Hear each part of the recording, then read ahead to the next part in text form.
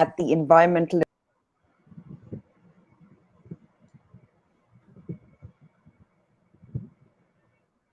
Pakistan faces a shortfall of about 1,000 housing units per year. And at the current growth rate that Pakistan is on, by 2050, we will be the 5th most populous country around the world. This current government, the Pakistan Tehreek-e-Insaf, before it came into power, promised 5 million affordable housing units. And the Naya Pakistan housing scheme also estimates that we are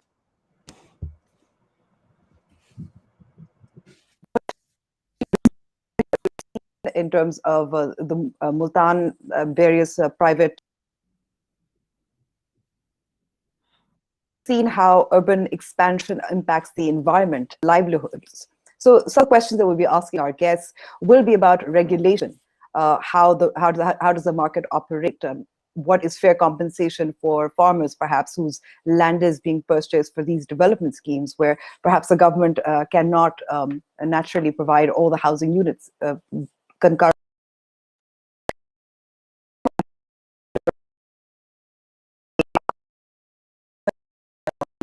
The Emirates Group and CEO of Graana.com, we have Marvi Mazhar.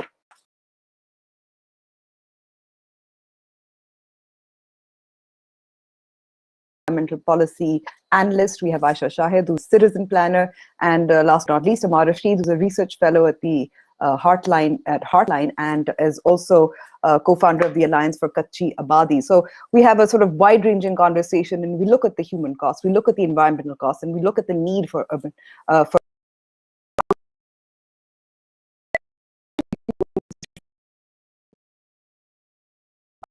The Pakistan housing scheme has been formally launched. The government had promised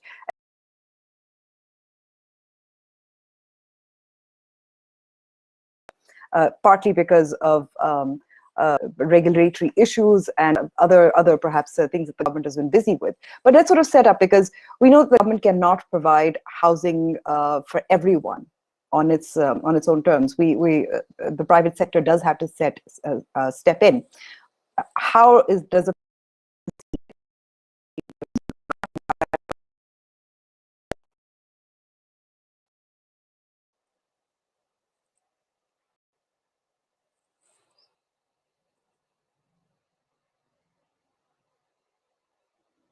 Mr. Shafiq Akbar?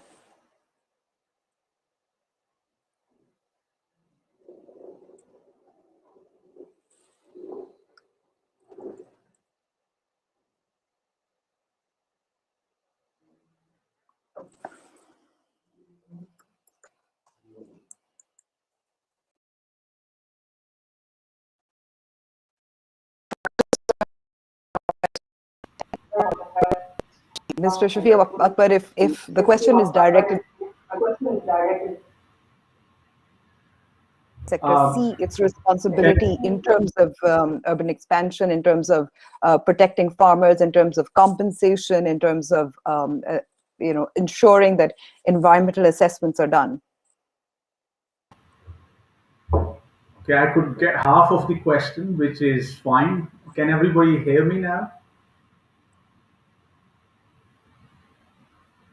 Okay, so sorry, Amber, I couldn't hear it all. I could get half of the question, and I think that's to do with the topic, that the urban developments. How does that affect the farmland? Now, I'm going to present the case. On one hand, I'm a developer as well, someone who is in favor of preserving and developing the farmland or the agricultural land as well. And I think that is what we have been advocating everywhere, that what Pakistan needs is a very comprehensive policy, all-encompassing comprehensive policy, not just to create new house, rather it has to be a policy where we need to look into the real estate from a broader perspective, which includes the economic components in it as well, be it industry, agriculture, or services. Now, we call this concept the concept of economy or real estate economy. Real estate here in Pakistan is seen as something which is probably to do with property dealing. Now, real estate to me is about every immovable property which has got in it the agricultural land, the land for housing or urban development, and the industry as well. Uh, Now, the problem we have here in Pakistan, the first thing is the data, the information, the fact finding. I've been looking into this, that whether we have a department here in Pakistan who is looking into preserving the land, the agricultural land, who is working for the farmers in a way that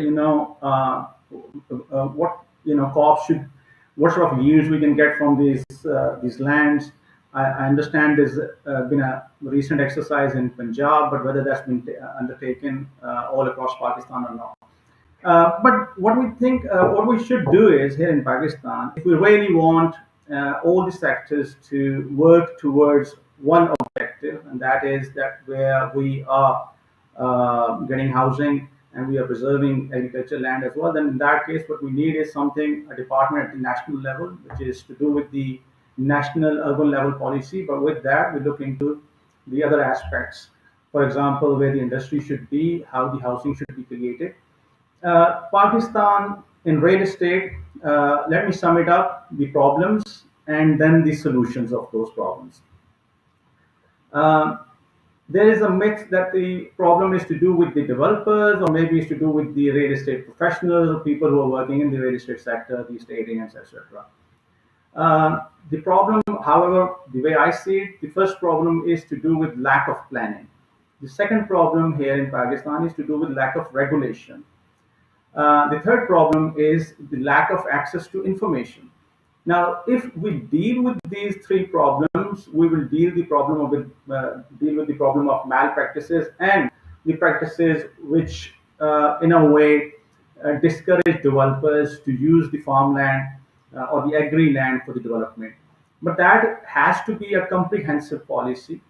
Uh, in 1955 to 1960, I understand there was a department for the urban settlement, and there was a national level planning. Then there have been 5 years plans in Pakistan. However, if I see now, as such, there are no institutions working effectively to plan at the national level. Um, as far as the planning is concerned, we lack planning in almost all sectors. If I ask today the question that whether where these 5 million housing units are going to be created, I may not be able to get an answer.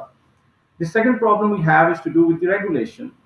As far as regulation is concerned, there's a regulation for the developers, and then there's a regulation for the estate agents. We were talking about Pakistan being the fifth most populous country in the world. Surprisingly, this is a country which has got no regulation whatsoever for the estate agents. And obviously, then in that case, you'll be getting a lot of malpractices as well. So there have been talks about RERA, Real Estate Regulatory Authority, and the implementation of RERA in Islamabad and the other provinces.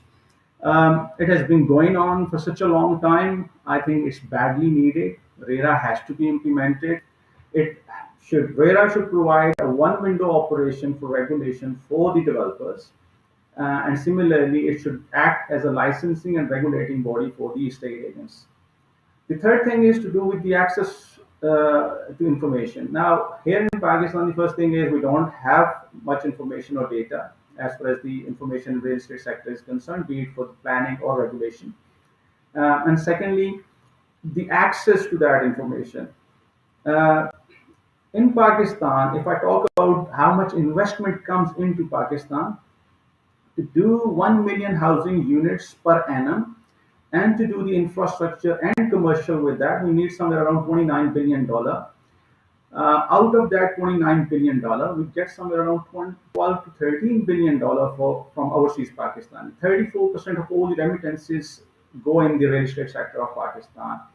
This year, from the formal and informal channel, we're going to get in excess of $30 billion in remittances. So 34% of that is going to make 12, $13 billion. And then we get investment from within Pakistan as well. So 25 to $30 billion, and that's exactly what we need to build 1 million housing units, be it low cost for the middle income or for the upper class as well.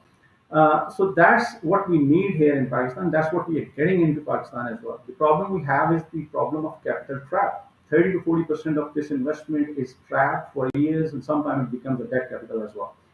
So Pakistan as a country has got great potential as far as real estate is concerned. Real estate, and then with real estate, we have economy because housing, construction, even the agri land, how to preserve and develop and get maximum yields. It's all to do with economy. Real estate, um, in fact, provides a great potential for the economic growth, sustainable economic growth in this country as well. But the problem we have is the first problem is to do with planning, and the planning has to be at the national level. Where do we need housing? How to preserve agri land? Where to create industry? All that has to be planned at the national level. The second thing, as I said, is to do with regulation. The third thing is to do with Interrupt you here because I'd like to bring in some of the our other guests to sort of weigh in on this conversation, because you've raised some really, really important points. You've talked about policy. You've talked, in fact, you said that there ought to be a national policy. You've also talked about the Real Estate Regulatory Authority, which is a commendable step that's been taken by the government, because this has not happened before. At the same time, you've talked about how there needs to be better planning. But there are some obviously obstacles in the way. And Ammar, I'm going to turn to you in terms of talking about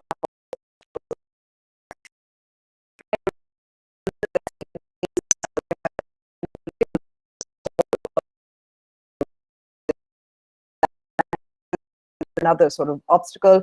I'm going to let you answer the question about how whether policy or law will perhaps at least regularize this particular sector as in terms of keeping again, as we're talking about sustainable development in mind.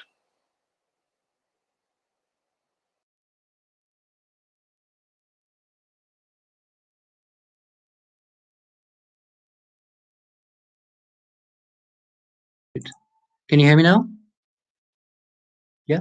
So I didn't get the first half of your question, but I believe you were asking about whether a national level policy could address some of these challenges with respect to urbanization and also protect the vulnerable, if I'm not mistaken. So, I mean, so before answering that question, I'd like to talk briefly about understanding the urban crisis a bit better. And I think the framing is already implicit in the title of today's discussion, which is about the human and the environmental costs of it, of urban expansion.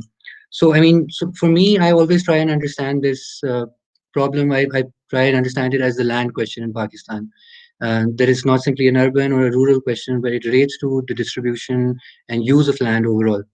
And I think you have to look at it historically in terms of Pakistan being a country with a huge landless population. We have over 12 million, close to 30 million rural landless farmers in this country, which has to do with our lack of rural land reform historically, which, when we're talking about rapid urbanization, is one of the major causes of it. It's principally a lot of landless people who end up migrating to cities and looking for employment opportunities, because that sort of distributive impact of land reform that has taken place even in other countries in South Asia hasn't taken place here.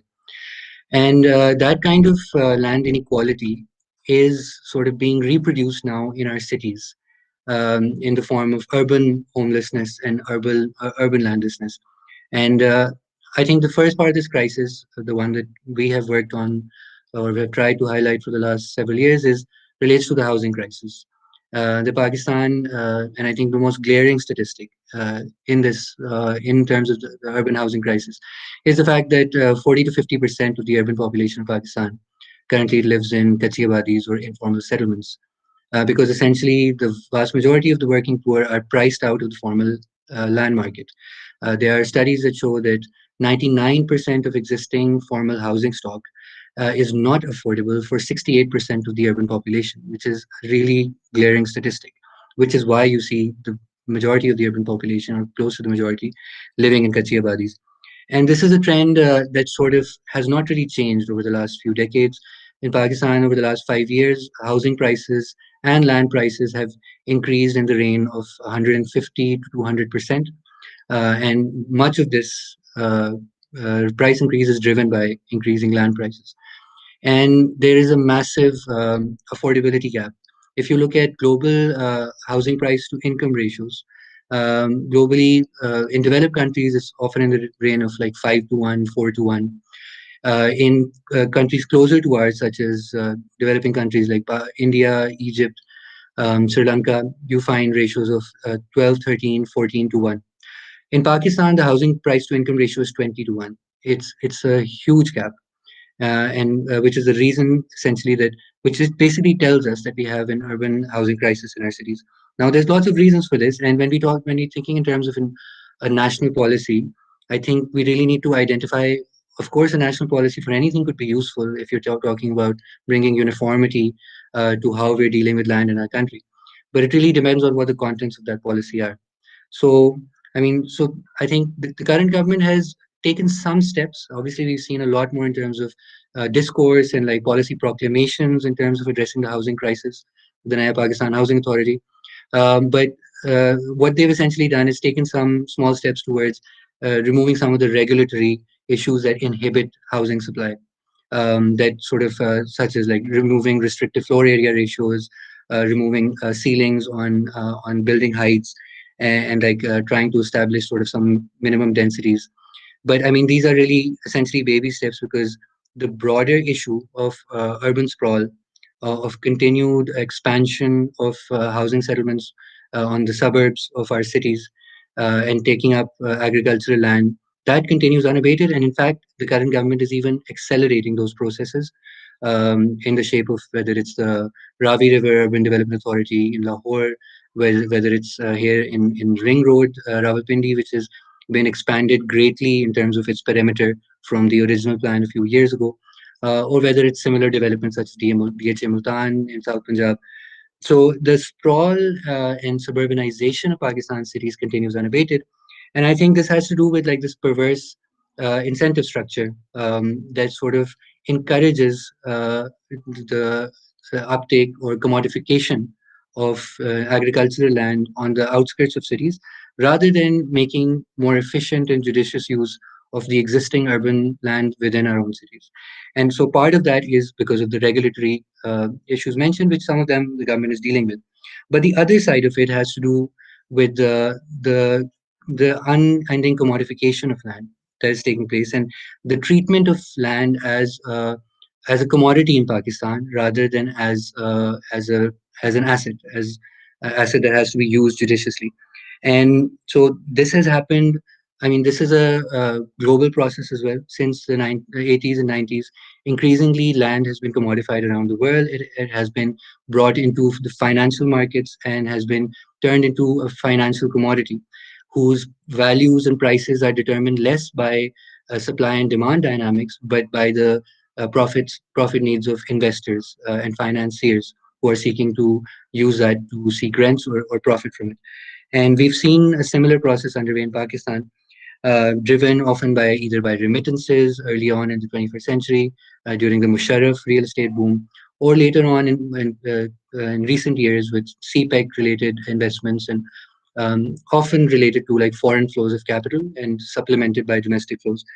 And obviously, there are certain actors. I feel when we talk about international policy, we really have to talk about who's going to be involved in it and who's going to be involved in the formulation of these policies. And currently, land in Pakistan is sort of monopolized by a small groups of bureaucrats and large public and private developers, such as Barrier Town and DHA, in who act in connivance with land owning agencies such as CDA, RDA, LDA, and others who are essentially in charge of land in our cities.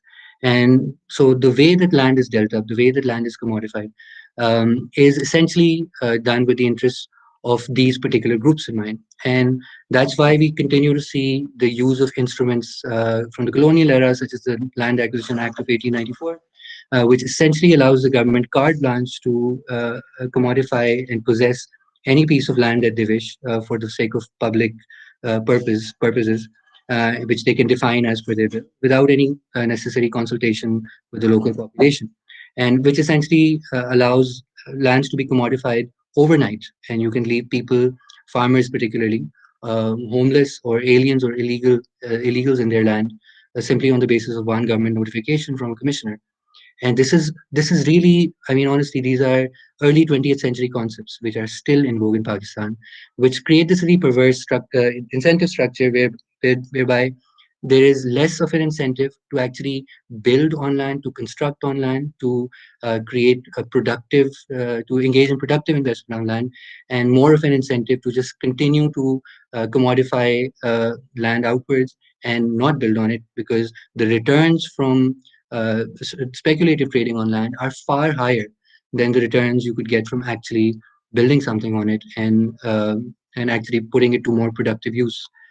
Which is why land utilization rates in Pakistan are extremely low, and you see tens of thousands, hundreds of thousands of urban plots in our cities which continue to lie unoccupied for years, whereas you have an increasing homeless population which is forced to live alongside nalas and along sewage lines simply to get shelter. So I think these are the sorts of, and so when we talk about urbanization and rural dispossession, I think we have to see these issues as interconnected. The continued expansion of suburban real estate in Pakistan is intimately connected to the violent evictions that we see of whether it's rural communities such as what we're seeing right now with the Ring Road in Rawalpindi, who are being forced to sell their agricultural land at throwaway rates, or whether it's the evictions we're seeing in Karachi along the Gujar Nala, whereby the working poor are paying the cost for bad urban planning by our city and provincial managers. So I think it's these kinds of incentive structures that we need to think about very clearly. It's about looking at the distribution of land, and it's about looking at who controls urban planning in our cities, and it's about revamping how we make use of land and starting to look at it as productive common asset that we all require and all benefit from, rather than simply a private commodity that can be relegated for use by investors and essentially revolves around their profit-seeking measures rather than what is good for the public. Thank you so much, Ammar. And I know that my voice keeps getting interrupted. So, Marvi, I'm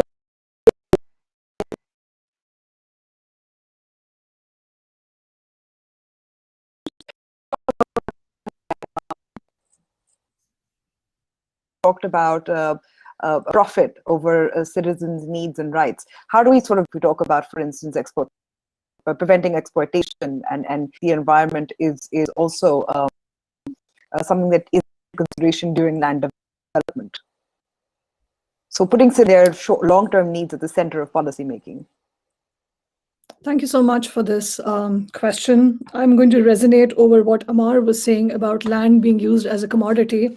I was going through, I mean, I'm not an urban planner, but as an architect and someone who's very involved in the city infrastructure, construction politics, I keep on witnessing how the city is changing its dynamics in the construction as well as making of land constantly. So outwards, also as inwards, how the demographic is changing from low mid-rises to high rises internally from where the internal the city infrastructure is, and then also how it's sprawling outwards from a very middle upper income bracket structure basis housing societies all over.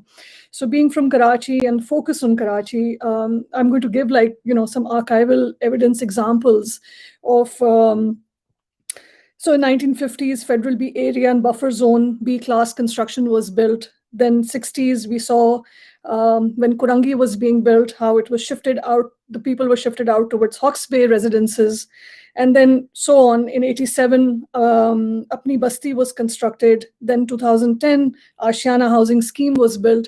So what are we learning from all these housing societies or Katchi, how when you say that you're making and developing low income infrastructure for the poor and the masses, but how are we learning from it? What had happened over there and what's happening now when Naya Pakistan housing scheme was floated?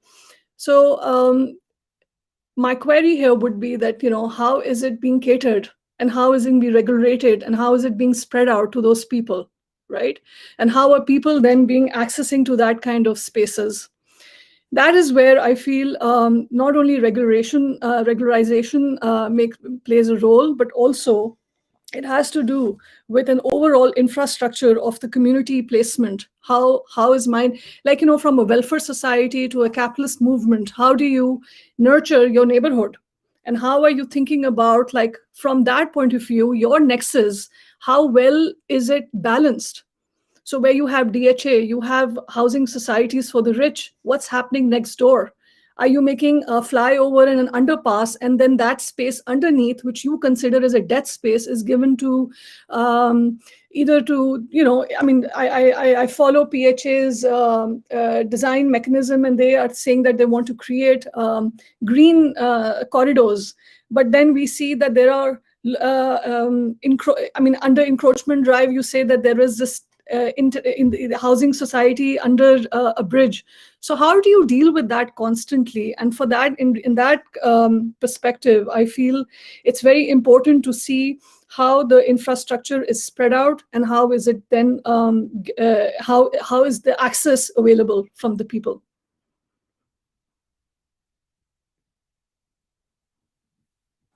All right. Thank you so much, Marvi. If you can hear me, I'm going to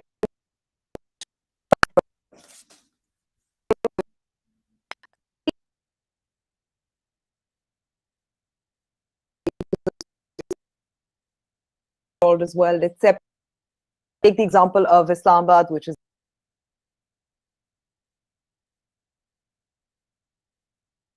as you know, we do see the same thing in Islamabad as you see in Lahore and Karachi and Peshawar and Quetta, where you have housing schemes for the rich in suburban areas, and yet slums and still exist, inequities still exist. So again, my question is, how can citizens, for instance, be involved in being in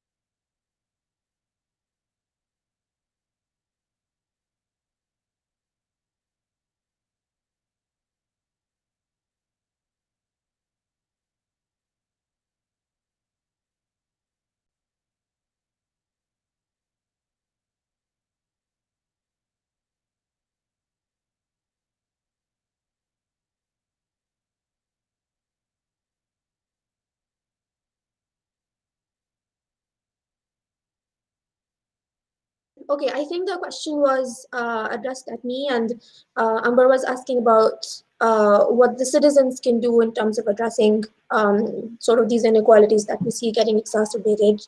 And I think I would like to maybe take a step back, and I'll speak in English Urdu mix, so apologies for that. लेकिन हमें थोड़ा ये देखना चाहिए कि इस वक्त हो क्या रहा है. This government is sort of midway through its tenure. काफी सारे development projects तेजी से आगे बढ़ रहे हैं, and it sort of stated its values clearly कि ये achieve क्या करना चाह रही है.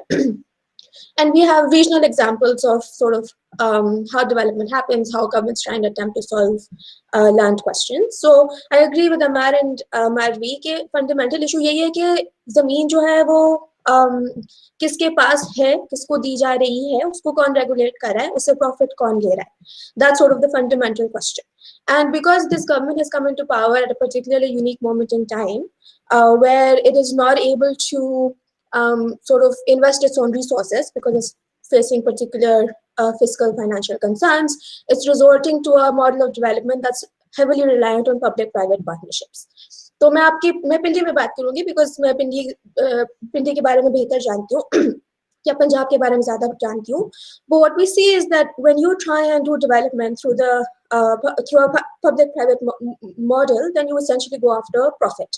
And so if you want to go after profit, then you look at where the maximum margins of profit are available. इसीलिए housing societies शहर से दूर क्यों जाती हैं? क्योंकि वहाँ ज़मीन सस्ती होती है. तो वहाँ पर अगर real estate developer invest करें, they can do some development, offer a service, offer some municipal services, and sort of benefit from that rent gap that they get from being further away from the city. तो लाहौर में भी आपको Ravi city की यही एक benefit नजर आता है, पिंडी में ग्रीन ग्रोथ के ऊपर आपको यही एक फायदा नजर आता है. इंडिया में there's sort of been a big movement of economic corridors, जिनका यही सारा मकसद यही होता है कि you go away from the city at this rural urban frontier, and that's where you sort of see the profit and you say कि हम यहाँ पर development करते हैं और trickle down से जो आम बंदा उसको भी फायदा हो जाएगा. So मिसाल के तौर पे 1800 एकड़ जमीन land compensation land acquisition act के तहत लोगों से जबरन ली जा रही है, थ्रो अवे प्राइसेस के ऊपर उनसे ली जा रही है और उसके ऊपर एक रोड सड़क बनाई जा रही है विद द लॉजिक कि उसके इर्द गिर्द के लोग अचानक ही बहुत ज़्यादा बेनिफिट करेंगे, the value of that land will go up. But then the government has developed a whole economic corridor around it and is handing over this money to industrialists, making it available for the housing societies so that they can get this land for really, really cheap and set up industrial machinery or set up housing societies. और कुछ trickle down jobs इलाके के लोगों के पास आ जाएंगी कि वो उस housing society में माली लग जाएंगे, गार्ड लग जाएंगे, या इंडस्ट्री में उनकी जो है कुछ छोटी मोटी जॉब लग जाएगी. And it's sort of completely denying the model that the land already belongs to someone, that people are doing existing businesses on this land. वो agriculture के business कर रहे हैं, वो construction के business कर रहे हैं, वो और काम कर रहे हैं. And so it's sort of enabling this large scale transfer of land over to the real estate, the capitalists, the industrial classes. So बिल्कुल एक जबरन तरह से जमीन के ऊपर कब्जा करके लोगों को 99,000 पर किनाल रेट देकर रियल एस्टेट हाउसिंग सोसाइटीज को दिया जा रहा है, जो फिर उसी जमीन को 60 किनाल के रेट के ऊपर भेज रहे हैं विद द आइडिया कि ये डेवलपमेंट हो रही है. So what can people do? That's the I'd like to try and come to the question number. So हम जैसे हमें इंडिया में नजर आता है कि sort of this kind of development, the outcomes of this development vary depending on where this development is happening. For example, India, in areas of the Green Revolution, the landed political classes, the landed agriculture classes had more political power. So they were able to negotiate with the government and try and get more benefits. So कई दफा ये होता था कि they would, in some cases, they would then become sort of owners of the emerging housing societies. They would ask for shares and get equity in it. And so that would be a way in which they would share the benefit. In a area like Pindi, जहाँ पे Green Revolution नहीं आई, colonial irrigation benefits हमें नहीं मिले, what happens is that the rent gap sort of jumps up a lot. It's considered less agriculturally productive land. So the profit margin है वो कई ज़्यादा बढ़ जाते हैं, but you don't have as strong a landed class, as strong an agricultural class that can fight for their rights. And that's what you kind of see around the ring road. कि there's this assumption कि ये खाली ज़मीन पड़ी थी, यहाँ कुछ भी नहीं हो रहा था. So इसलिए आप जो है 5,000, 6,000, 10,000 एकड़ उठा के लैंड एक्विजिशन एक्ट के तहत लेकर दूसरों को दे दे कि यहाँ तो वैसे कुछ भी नहीं हो रहा, and let people do development. And so in India, what we see is that these negotiations happen when they've devolved and decentralized. जहाँ ग्राम पंचायत थी, जहाँ वो ग्राम पंचायत फंक्शनल थी और वहाँ पर landed और landless दोनों की representation थी, people were able to negotiate with the people who were designing these plans and try and get some benefits. However, here it's sort of just going forward in this completely draconian fashion, जहाँ लोगों को सिर्फ तब पता चला जब Section 4 लग गई. उनको ये नहीं बताया गया कि सिर्फ रिंग रोड नहीं बन रही है, उसके साथ इतना बड़ा एक इकोनॉमिक कॉरिडोर भी बन रहा है जिसमें आप सबसे जमीन कब्जे से लिया जाएगा. They're not involved in any of the development plans that are forwarded, and there's no meaningful public participation. So you really have to understand that contestations on land are not just happening in a blank domain, that it is not just empty land that's available जिसको आके कोई भी कब्जा करके एक नया शहर बना दे. But what's happening is a very specific sort of moment of handing over development to the private sector so they can just benefit and get as much profit out of it as they can, with this assumption कि उसमें से कुछ benefit जो है वो आम लोगों को पहुंच जाएगा, trickle down हो जाएगा, हाँ कुछ अस्पताल बन जाएंगे, कुछ स्कूल बन जाएंगे. So if you want to fight this, you really have to bring the local people into the planning process. You have to co-develop the processes with that, and I believe that people have to fight for that, right? आपको ये जंग डालनी होगी कि आपको plans reveal किए जाएं, आप कॉम्पनसेशन रेट्स में शामिल हों, आप उनकी डेवलपमेंट के अंदर शामिल हों, जो लोकल गवर्नमेंट के लोग हैं वो आपके अकाउंटेबल हों. So that organization, that onus has to be on the people, because it is clear at this point that the state, the private sector, and the development authorities have sort of agreed to make this nexus and just take benefit of this giant gap that they're seeing all around.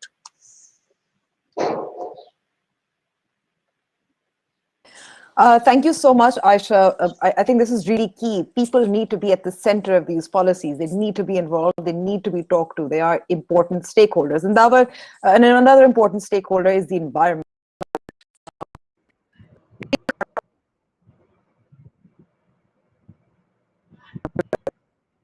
Across environmental protection.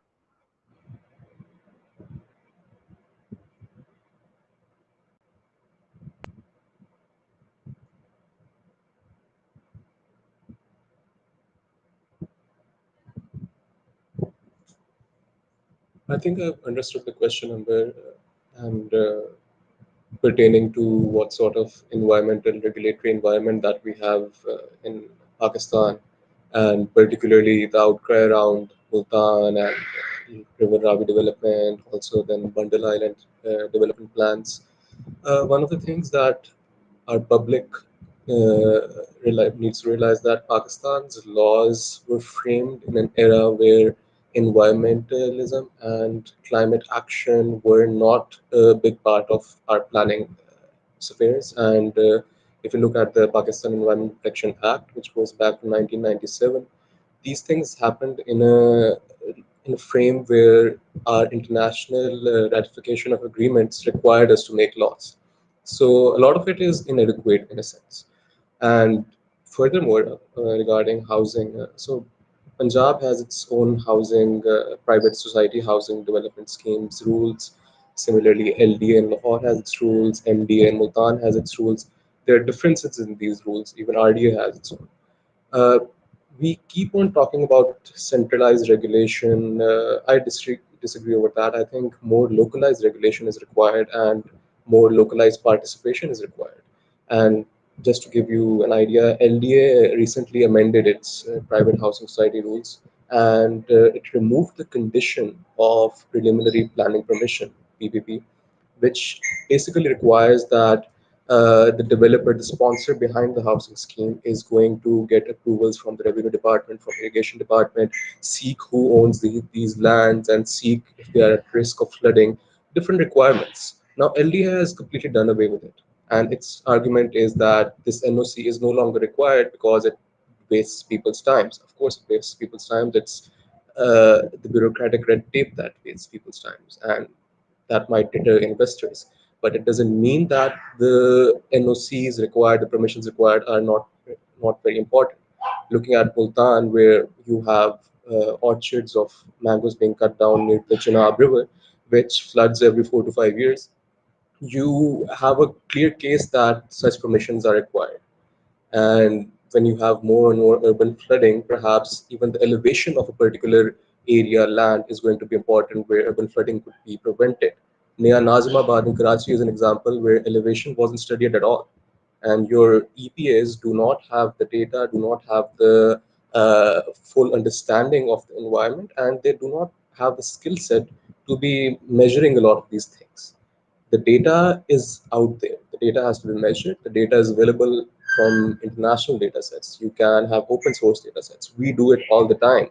We do it for private businesses. We do it for public sector. And we have to get out the data to act on it. But at the same time, there's no such requirements for the EPAs to be doing it. And the result is what we see in Lahore, where the city's south used to be a huge agricultural belt. It used to have reserved forests. Port Lakhpat, where now factories and larger schemes and Katchi Abadis stand, used to be a reserved forest. Then further, if you look at the examples of DH and Lahore as well, where the new phases are being developed, this used to be agricultural land, and Multan is facing the same issue. Rawalpindi is facing the same issues, and this goes all around Punjab.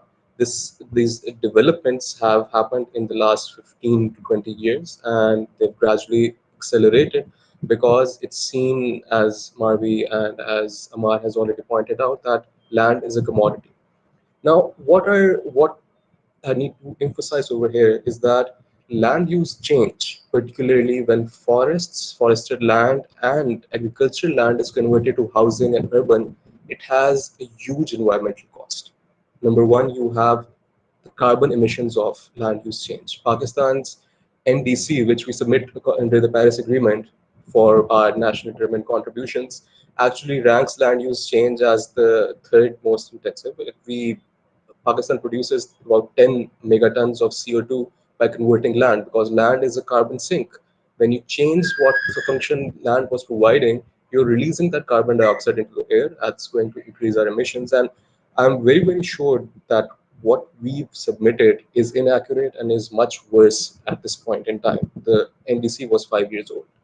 Similarly, the pollution crisis that we're facing, Islamabad is beginning to have its episodes of smog. Peshawar has its episodes of smog. Karachi right now is hazy. And all of these have to do with transport emissions, which are linked to that urban sprawl. Each time a new big fancy housing society pops up outside the town, it is going to require road access. People are going to demand it. What's happened in Barrier and Karachi, for example, it has a separate interchange. So these things are going to be, and the public sector is not going to be able to provide public transit for these areas because it's so far off, it's unfeasible for public sector to be running it. So just because of the urban sprawl angle of land development, we're going to be seeing much larger transport emissions in the coming years. And because we use a very, very unclean type of fuel, the diesel and petrol standards over here, we're going to be releasing large amounts of aerosols other than CO2. And aerosols are going to have a public health impact. So a lot of, if we look at the bigger picture, if we look at the, not just, when you say you have a real estate regulatory authority, when you have your provincial level planning, and even you have rules, the picture that we need to see now is what our localized urban level planning has resulted and what we need to do to prevent it in the future. Now, that idea that environment is going to be very, very big, important, and the government says it, it's very important for them, but it doesn't reflect in our policy, it doesn't reflect in what they're implementing. And lastly, that simply results in a much more bigger issue that we're going to face in the coming 10 years when you're going to have urban flooding, when you're going to have billions of dollars of loss due to pollution simply because people are going to be getting sick frequently. They're going to get working, they're going to miss their working hours. The buildings that we're building, they don't have proper coding, environmental regulation. Uh, compared to international regulations, we have nil. So in a sense, it's not just about your rural and farms being converted to housing. The sort of housing that we're developing, it's not benefiting the people who require it, and it's going to be worsening the conditions of our cities. So I think that briefly summarizes the environmental angle, and I would probably hand it back to him.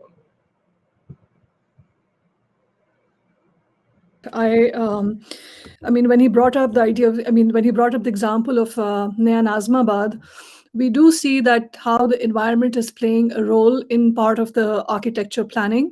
And the rupture is so evident now with this urbanity, what we are proposing and we are implementing. We are constantly talking about implementation and development. No one is talking about preservation of ecology. No one is talking about conservation, what's existing. We're thinking of alternative methodologies of doing 1 billion and 1 million urban forests, but no one is thinking about that what's existing needs also some kind of protection planning, right? So एक तो ये चीज़ है. खुद अभी last year was a great example of understanding on real estate rupture. ये DHA जो develop हुआ है phase 8, जिसमें high end, extremely upper class high rises construction near the sea. आप लैंड को बाहर समंदर की तरफ निकाल रहे हैं, बना रहे हैं. What's the making of the land like? उसकी क्वालिटी, उसका सब्सटेंस, उसका सेक्शन स्टडी क्या है? It's all infill and landfill. And we need to understand that what is the relationship the sea and the land has. And then that example is evident in visual context. जो हुआ, सबके basements flood हो गए, सबकी construction, and that was a time when this uproar happened because the upper class has that voice, right? So they can stand and say कि देखिए हमारे साथ कितना बुरा हुआ. मगर उसी तरह अगर हम alternative जगहों का देखें जहाँ पे low income bracket में आए दिन कोई ना कोई पाइपलाइन फटती है या कोई पानी का प्रॉब्लम होता है, तो वो हम हमेशा कह देते हैं कि नालों के ऊपर घर बने हुए हैं. उसका रीजनिंग ये है. So even if you have to kind of like do analysis of upper class and low income class construction mechanism, I don't think there is a difference. I would actually like to add little to it. हमें अभी upper class जो angle आपने मारवी लेकर आए हैं, जो मुल्तान के अंदर जब आमों के पेड़ काटे गए, अब ये भी obviously वो जो development है that is also meant for upper class, लेकिन the idea that mango orchards will lead to such a huge outcry वो simply इसलिए है क्योंकि mangoes is a cultural identity symbol as well for a lot of us, because बचपन से वो हमने सुना है कि पंजाब और साउथ पंजाब सिंध और इस रीजन का फल है। चौंसा आम जो है वो डेवलप भी यहाँ पे ही हुआ कई 100 साल पहले।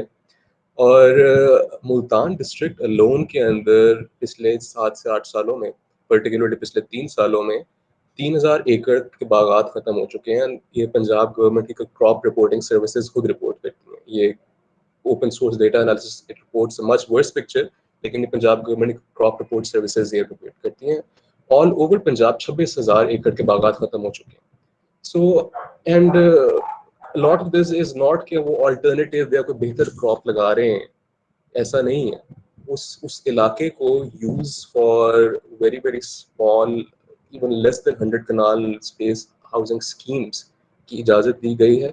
Particularly जिन districts को already urban access था, उन पे बहुत easy शराइत रख के कि आप कुछ ज़मीन road access के पास ले लें, कुछ ज़मीन बाकी के अंदर 20% ज़मीन ले लें, 80% आप बाद में acquire करते रहें। तो रेगुलेशंस हमारे पास एग्जिस्ट करती है, हमें और रेगुलेशन एक्चुअली नहीं चाहिए। वो रेगुलेशंस की शेप क्या है, the shape of those regulations is actually detrimental to environment. So हमें पॉलिसी प्लानिंग रेगुलेशन ये सब कुछ एग्जिस्ट करता है, उनकी शेप जो है वो हमने चेंज करनी है, which belongs in the 21st century, which जो social safeguards, environmental safeguards को include करे।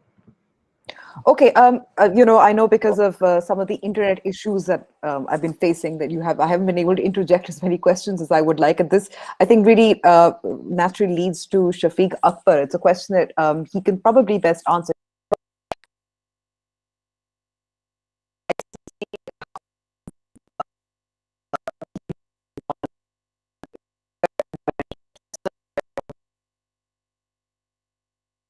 Housing schemes, for instance, are fraudulent, compensation for those who have been defrauded.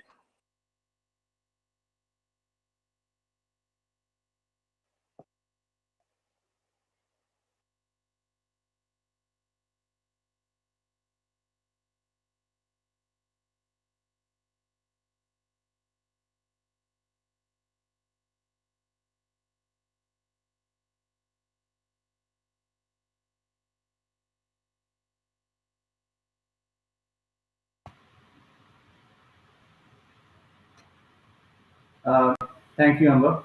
Can you repeat your question, please?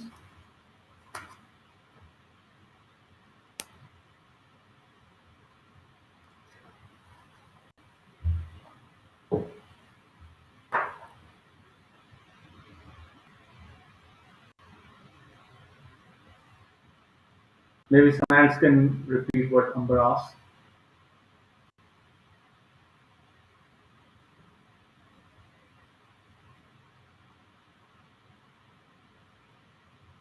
Shafiq साहब chat box check कर लीजिए।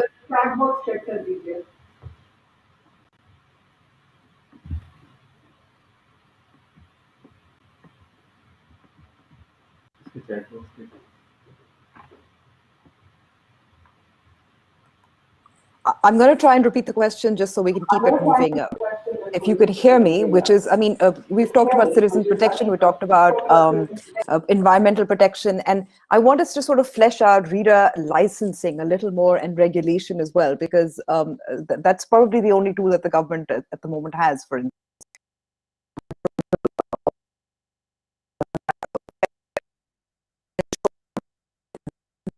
Contingent on environmental protection and citizen protection. If you could sort of explain to our viewers whether RERA would be able to ensure these protections.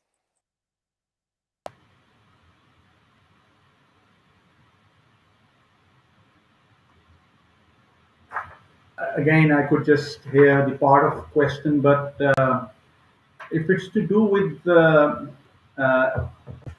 regulation and to do with the environment, energy, etc.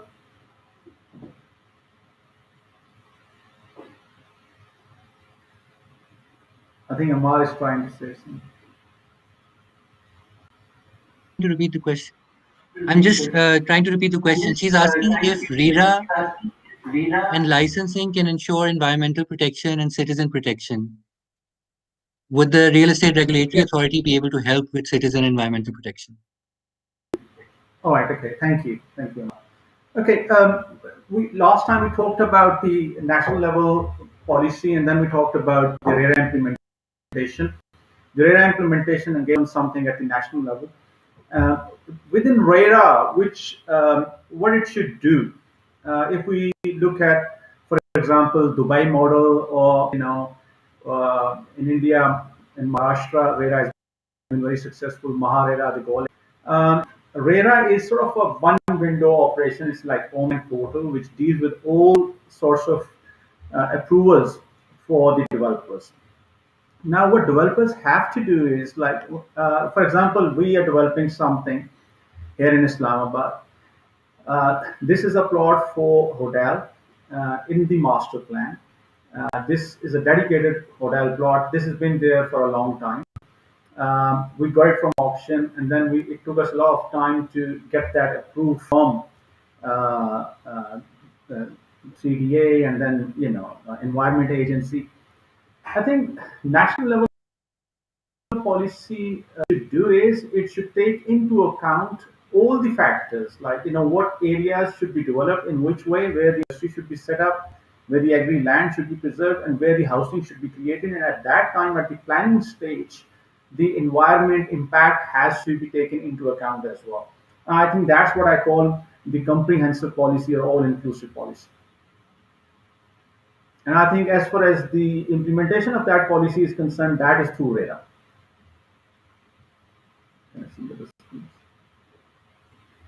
Sure, that is through RERA, but we also have to look at, for instance, within cities, there's this Lahore Development Authority, there's Capital Development Authority, and many of the issues that we see that happen in terms of, for instance, slums being developed and then they're evicted when they shouldn't be, or for instance,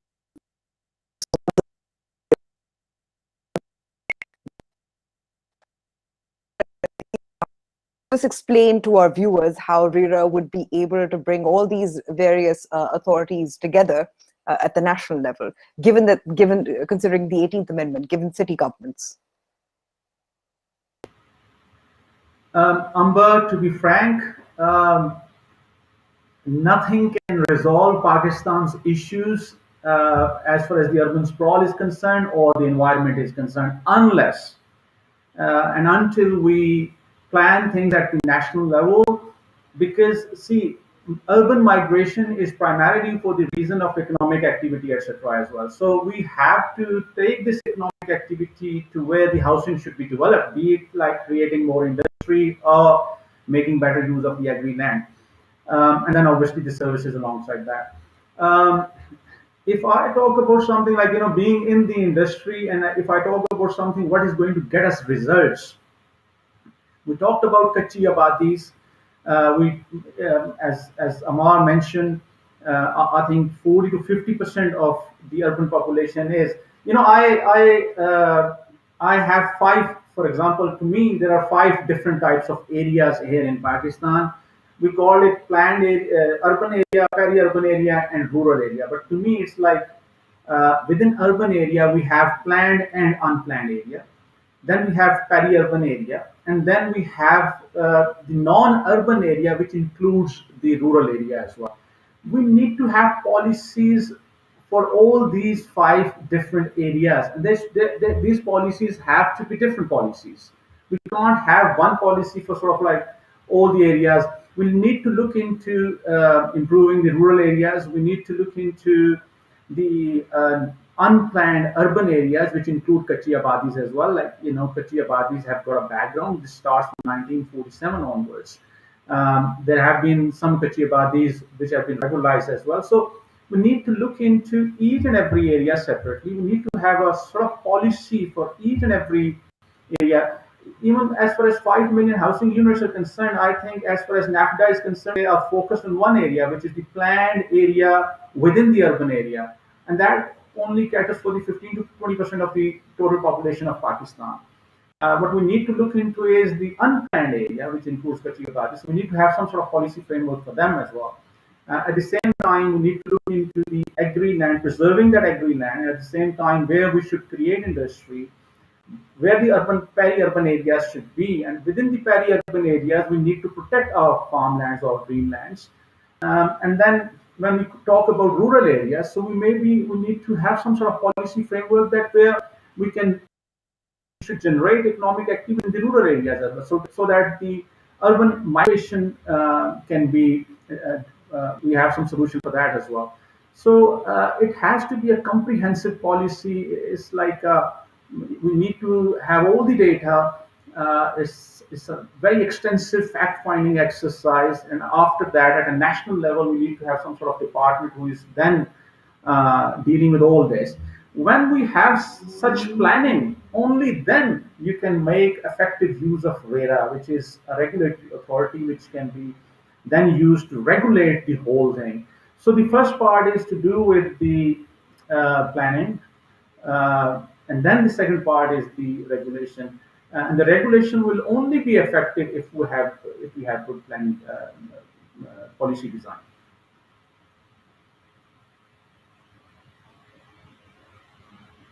Thank you.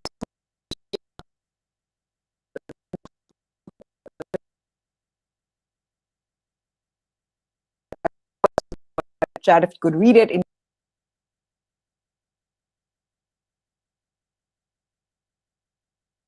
focus in terms of urban expansion, where you think that this actually is urgent, this needs to be addressed now. What do you think that policy focus should be?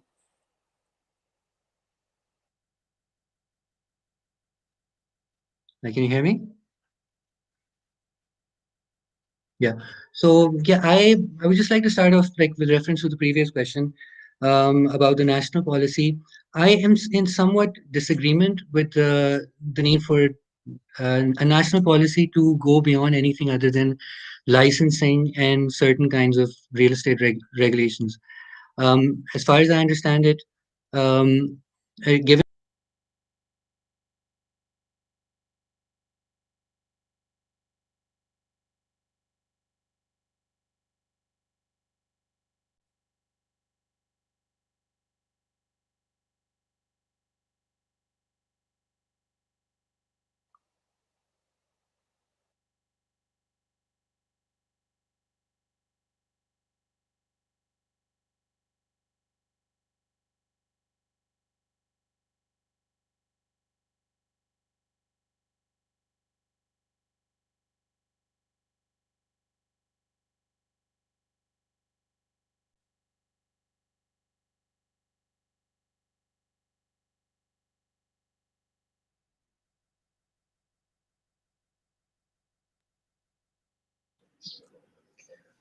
Yeah, so I think it's kind of really weird to talk about sort of this high level, national level planning which determines कि यहाँ ज़राअत होगी, यहाँ industry लगेगी, यहाँ ये लगेगा, यहाँ ये होगा.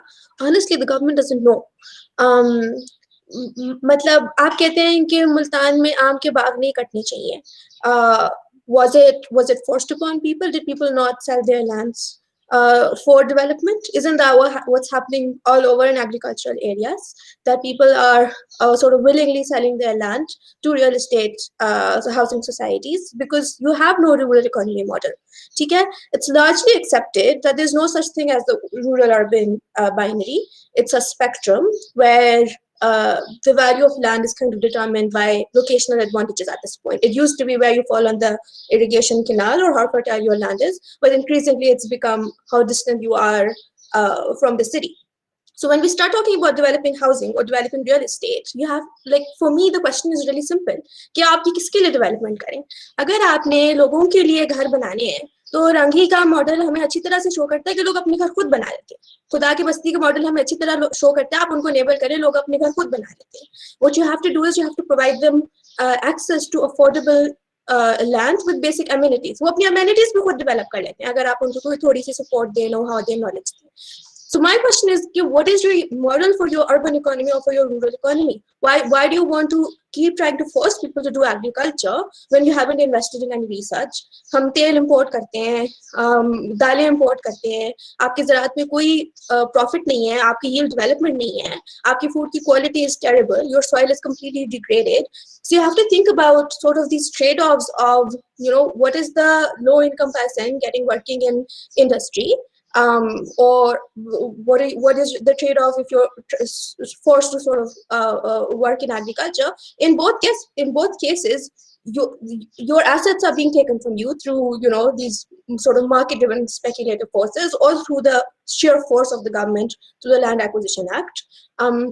And you're not being developed or improved upon in any way. So when we start asking this question of housing society versus farmland, it's a really, really basic question, because it's fundamentally divorcing the political economy of the land and distribution of development and resources in these peripheral regions. And it's also reflecting what's happening in the city core and the rural sort of periphery, right? So for example, पिंडी में शहर के बीच में क्या हो रहा है कि जो कोई अफोर्डेबल जमीन थी हिस्टोरिक पिंडी के अंदर औकाफ की जमीन पे लोग रह रहे हैं, सस्ता किराया दे रहे हैं, बट एनीवेयर इट्स नॉट औकाफ की जमीन, people are buying the land and they're converting it into commercial, so people are forced to move outside of the city. It is not affordable. आपके rural area में क्या हो रहा है? Your rural economy is not paying off at all. You're not making any money even growing wheat, so you've handed it over, ठेके पे आपने उसको किराए के ऊपर दे दिया, and a lot of rural economy is now coming from people commuting daily and going to the cities and do jobs. So sure, you can talk about like regulation and real estate and all of that, but unless you start really talking about, if you're doing something like a project like the Ring Road, and you're not going and asking the people and seeing कि इन लोगों की development, इनकी communities की development कैसे होगी, so this is sort of just a hypothetical exercise which I don't really see much benefit of. आप ring road बना रहे हैं, उसके साथ 16 हाउसिंग सोसाइटीज बन रही हैं जो कि बेहतरीन से बेहतरीन दर है, उनमें एक से बढ़ के एक जबरदस्त म्यूनिसिपल सर्विस होगी. जो वहाँ के लोग हैं, अब आपने उनको मेट्रोपॉलिटन कॉर्पोरेशन का हिस्सा बना दिया, यानी कि वो अब टैक्स उस हिसाब से देंगे, but there is no provision for them to get basic services like sewage systems, solid waste management systems. Their agriculture is not getting any support. So you're looking at the potential of developing industry here. You're saying कि हाँ यहाँ industry लग जाएगी, बड़ी jobs हो जाएंगी, but people are already farmers here. They're doing farming businesses, and you've lent them no support to realize that full potential. That somehow is sort of not relevant, not important. It's been dismissed as not important for our economy. But जब वही industrialist आके यहाँ industry लगाएगा, या कोई real estate developer आके यहाँ housing society बनाएगा, so that somehow becomes productive land, and the government sort of doing all it can to start investing in that. So it's to me, the rural urban doesn't matter so much. What matters is wherever you're going to do development, are you really helping the people there do their own areas development, or are you just sort of dispossessing and handing over the land for someone else to come and do कोई अपना फायदा उठा ले, शायद थोड़ी बहुत इलाके की development भी हो जाए.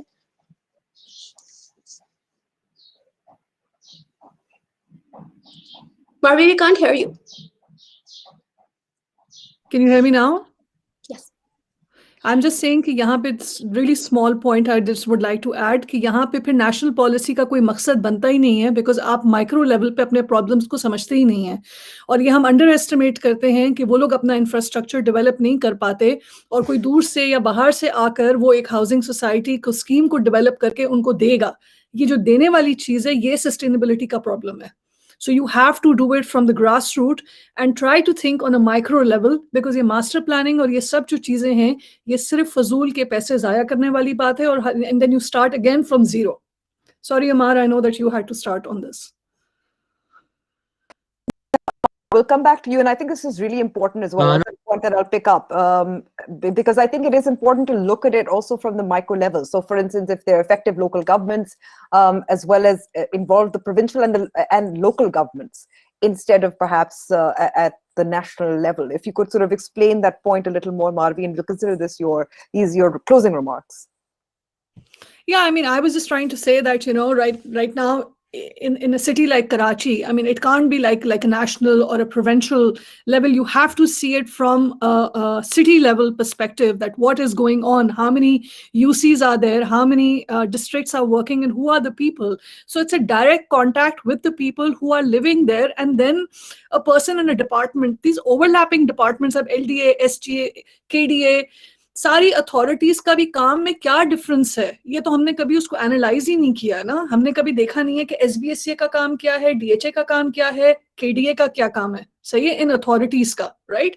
सो there are lot of overlapping power is the main problem when it comes to like this kind of regionality development.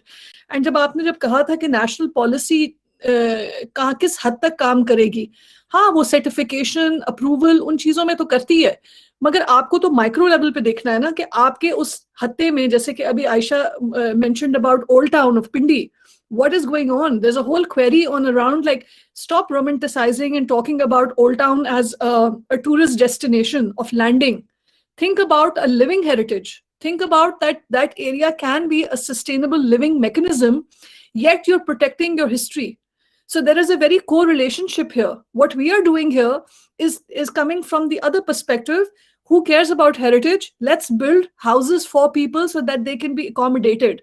This idea of accommodation needs to be reanalyzed and thought about.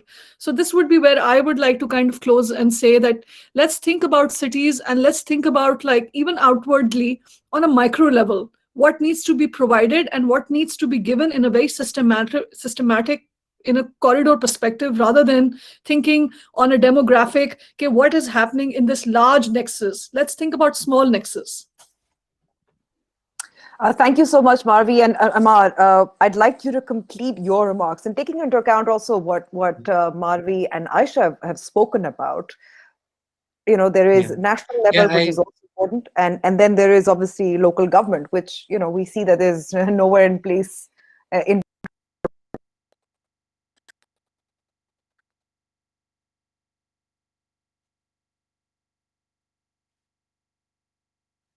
Yeah, absolutely. I was about to suggest exactly the same thing. I think that national level policies cannot really address the local level challenges, and what we really need is a decentralization of both administrative authority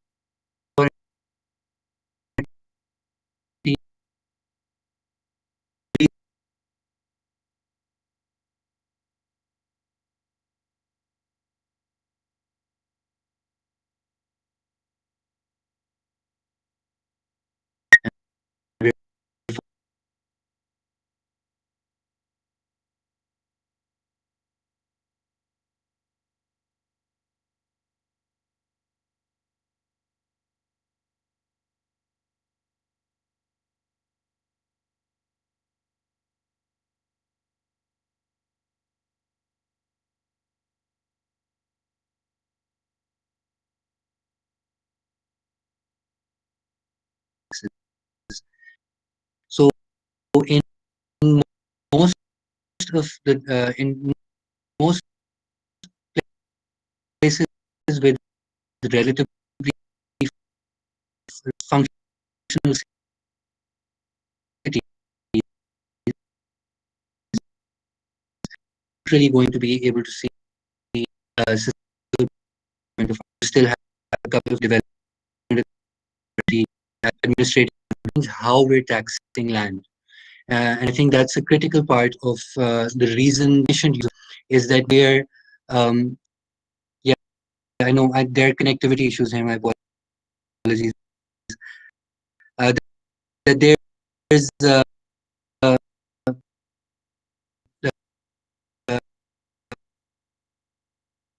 what we're doing is like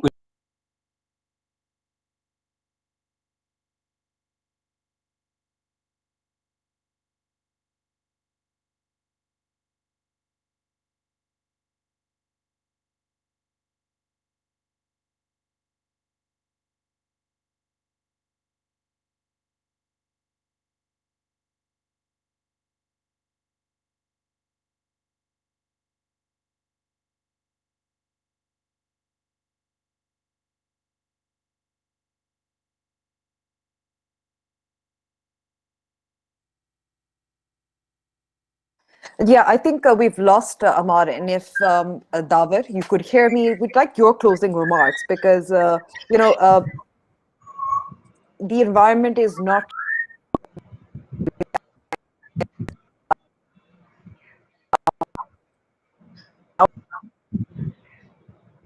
versus housing to national policy versus policy, local governments, and understanding those challenges and addressing those challenges locally. Closing remarks, please. I think even what Amar was saying, how we are using land as a in a very very inefficient manner, and that also encourages a lot of these investments by taxing it in such a low manner that it invites the investments to it instead of very other productive sectors, and that sort of attraction towards holding land leads to what I've already defined in terms of the environmental consequences. uh, we have not set the proper mitigation measures to be adopting to what changes are going to happen in the next 30 years. If you think about Lahore or Karachi, Karachi is currently going a heat wave, which is very early in the season for the city. And this phenomenon only goes back 10 years. We don't have, our even data records do not show heat waves or such rainfall events like we had last year or the year before that.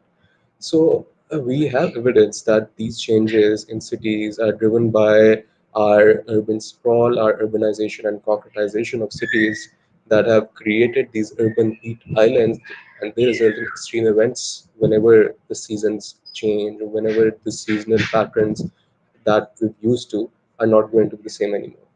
So, to briefly say whatever housing schemes, and this objection comes routinely when we object in a very environmental language that लोगों को हमने कहीं तो घर देना है, उन्हें घर नहीं देंगे तो वो कहाँ जाएंगे?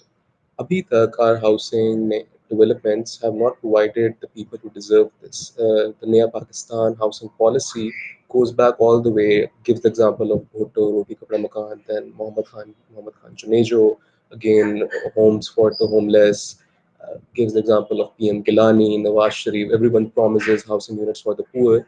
Like throughout these developments, we did not see poor as a result getting their deserved housing they need and fundamental right they have. So who the question then basically becomes is that the development that we are doing and as a result the consequences that we are going to have is the upper class which affords these developments ready to face those consequences. Of course the worst off is going to be the poorest segments when real real change consequence of climate change happens, but the upper class, as Marvi pointed out, that we saw in the fancy apartments built in DHFAZ, the upper class is going to face those consequences as well, even if it's just for a week. So is the upper class ready to face these consequences and shroud it in a way that investment is needed in this particular sector? At this point, you only have one way out, that we start incentivizing better economic investments out of the property market. For example, if you had construction package that we've given, if you had a similar package for that for agriculture, to increase yields, to have more outcomes from our existing agricultural land, uh, farmers wouldn't be forced to sell off their lands. They get a one-off big lump sum amount of money, but by the time they get that money, the land around their existing holding that they've sold off has become so expensive that they're basically kicked out of their existing districts. So it's an environmental loss. The poor might have a lump sum way out of it, and their sort of short-term interests also might align with selling land. But if you incentivize the right sector, particularly the agricultural sector, the conversion will slow down. Your land use change will slow down. Your environmental indicators, your pollution prices will gradually start to mitigate. And this is where I see that policy from the government will be very, very helpful.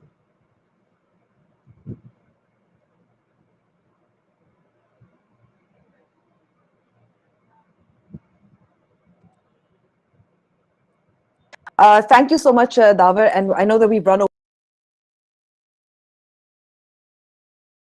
to complete, if he can, maybe in a couple of minutes to complete what he was trying to say. I'd like to thank Marvi Mazhar, Ayesha Shahid, Shafiq Akbar, and Dawar Butt, and Ammar Rashid. And thank you for your patience as well, considering the kind of internet issues that we had. Yes, Ammar, if you could just a couple of minutes, because I'd like to sort of close off the session. Sure. I don't know what point I got cut off last time. I think we're just talking about basically the policy areas that are currently underserved. I think I spoke about democratizing urban planning in terms of making our local governments really functional. And I think the recent Supreme Court judgment will be, and how the Punjab government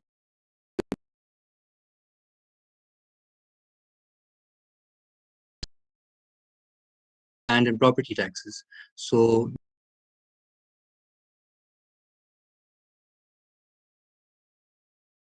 public accountability. And then there's a question of changing our property tax system. I think there's been some really good work done on this by the people at SERP, who are looking at land value taxes and how they can be really helpful, both in terms of as a revenue mobilization tool, and also in terms of encouraging more efficient utilization of our urban land, so that we don't have to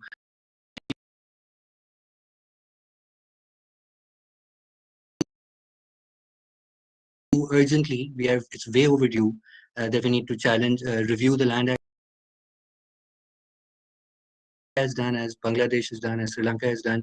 We are lagging way behind our competitors, and which is why our urbanization issues are much more severe than theirs.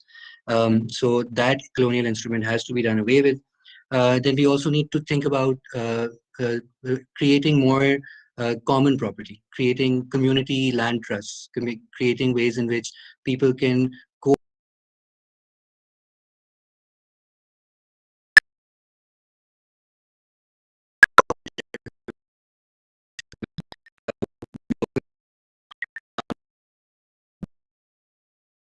the government's constant refrain is that we can't afford to provide housing.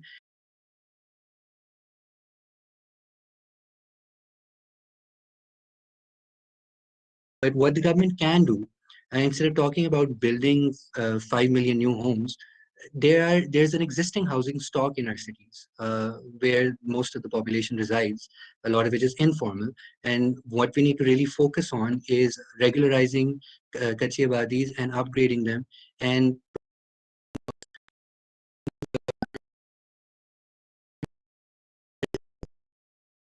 well, and then a gradual provision of municipal. Mentioned Mia Mir Katchi Abadi, and how that became a relatively self-sustainable upgradation process. And I think these kinds of processes need to be enacted. I think it's more a question of political will, and the question of course, again, these perverse incentive structures whereby our landowning agencies rely on land and particularly land auctions to sustain their revenues. So for instance, more than 50%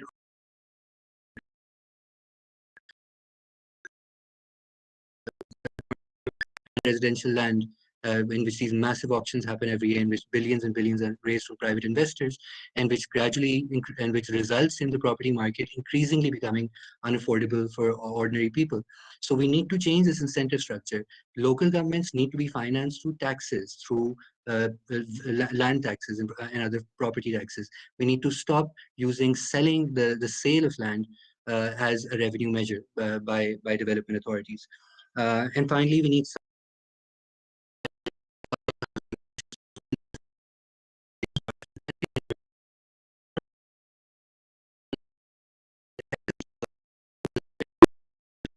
of housing units that are built and constructing. And I think if we can set some of these models in motion, I think we'll be able to see much more sort of judicious, efficient processes of land use emerging in our cities, which will cut off the need for the kind of sprawl and suburbanization that is occurring, that is harming both farmers, both urban communities, and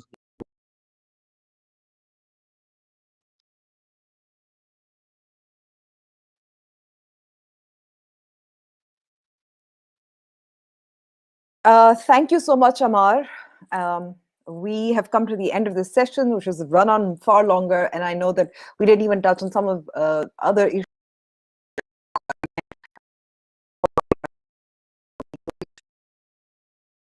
We will be uploading this to our YouTube. We'll continue this conversation offline, and I'm glad that I got to connect with so many of you that I only knew through social media. Bye-bye.